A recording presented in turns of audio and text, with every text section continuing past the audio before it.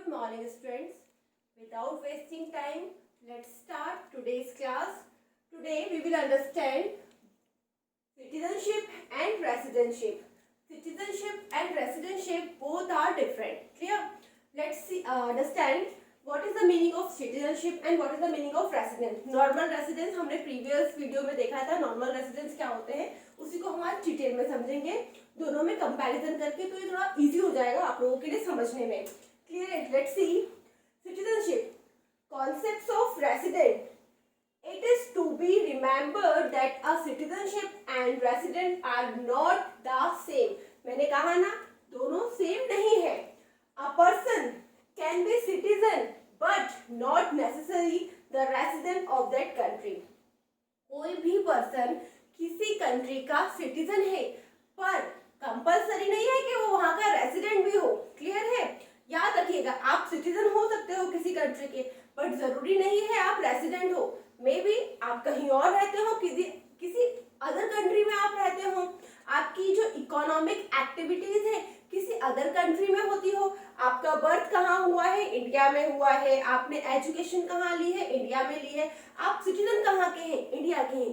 But may be after 23rd 24th आप कहाँ चले गए? कहाँ पर शिफ्ट हो गए? यूके में शिफ्ट हो गए. अब आप वहीं रह रहे हैं. आपको 10 साल 15 साल हो गए हैं. आप जो आपकी इकोनॉमिक एक्टिविटीज है वो अदर कंट्री में हो रही है, यूके में हो रही है. वहीं आपका बैंक अकाउंट है, वहीं आपकी प्रॉपर्टीज है. क्लियर है ना? तो जरूरी नहीं है आप अगर किसी कंट्री के सिटीजन हो हैं तो वहीं के रेसिडेंट भी हो. जरूरी नहीं है. क्लियर है? One can be citizen of the country and at the same time a resident of another country. जैसा मैंने अभी कहा कि आप सिटीजन इंडिया के हैं, है ना? आपका बर्थ कहाँ हुआ है? इंडिया में. लीगली आपके डॉक्यूमेंट्स कहाँ के हैं? इंडिया के हैं. बट आप रह कहाँ रहे हैं? यूके में. तो आप कहाँ के रेसिडेंट हुए? यूके के. यूके के रेसिडेंट क्यों हुए? क्योंकि आपकी जितनी भी इकोनॉमिक इंटरेस्ट है, इकोनॉमिक एक्टिविटीज है आपकी वहीं पर होती है. आप वहीं कमाते हैं, वहीं खाते हैं, वहीं इन्वेस्ट कर रहे हैं, वहीं सेव कर रहे हैं. देन आपकी प्रॉपर्टी भी आपने वहीं पर परचेज करके रखी है. सो आप रेसिडेंस कहाँ के हुए? यूके के. एंड सिटीजन कहाँ के हैं? इंडिया के. Clear? Then for example a non resident NRI is a citizen of India but a resident of the country in which he lives. वो जहाँ रहता है वहाँ का वो रेसिडेंट है. क्लियर है? देन थोड़ा डीपली देखते हैं सिटीजनशिप क्या होता है. Citizenship is legal concept. Legal concept होता है सिटीजनशिप. कैसे लीगल कॉन्सेप्ट है? First Indian citizenship arise when person is born in India. हम इंडिया ही नहीं, अगर आप यूके की सिटीजनशिप आपको कैसे मिल सकती है? अगर आपका वहां बर्थ हुआ हो या फिर when Indian law and other countries law allows a person to be a citizen of India.